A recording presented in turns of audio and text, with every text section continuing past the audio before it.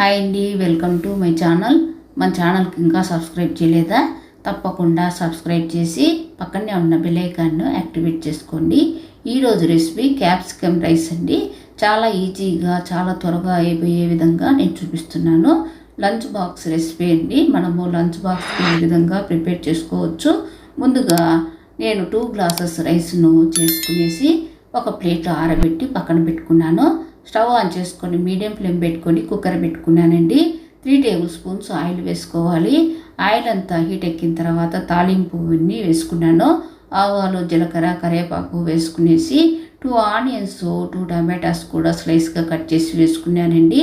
ఇలాగా onions, tomatoes వేసుకున్న తర్వాత టేస్ట్ తగ్గట్టుగా సాల్ట్ కూడా వేసుకోవాలండి.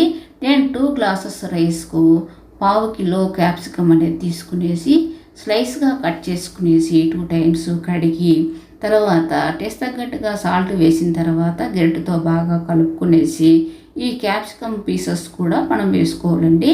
ఇలాగా క్యాప్సికమ్ అంతా వేసిన తర్వాత ఒకసారి బాగా కలుపుకునేసి ఈ విధంగా మనం ముందుగానే రైస్ అనేది ఆరబెట్టి పెట్టుకున్నా లేదా రాత్రిపూట మిగిలిపోయిన రైస్తో అయినా కూడా అప్పటికప్పుడు ఈ క్యాప్సికమ్ రైస్ అనేది చేసుకోవచ్చండి. ఇలాగ నేను 2 గ్లాసెస్ రైస్ను ఈ విధంగా ఆరబెట్టి పక్కన పెట్టుకున్నాను.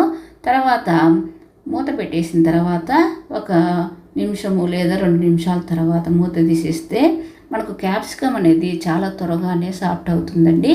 ఇలాగా క్యాప్సికమ్ సాఫ్ట్ అయిన తర్వాత మనం గరిటెతో బాగా కలుపుకునేసి లో ఫ్లేమ్కు చేంజ్ చేసుకున్నాం కదండి.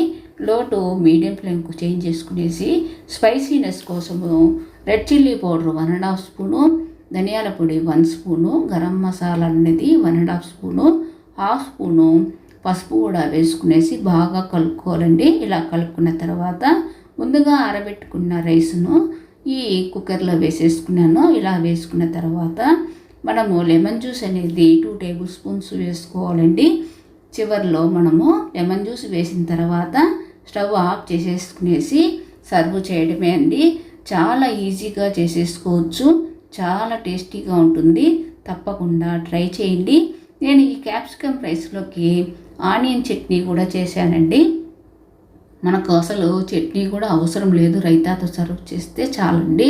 లంచ్ బాక్స్ కూడా ఒక 5 మినిట్స్లో మనం ఈజీగా చేసుకునే విధంగా నేను చూపించాను. తప్పకుండా ట్రై చేయండి. లెమన్ జ్యూస్ వేసిన తర్వాత మనము స్టవ్ అనేది ఆఫ్ చేసుకోవాలండి.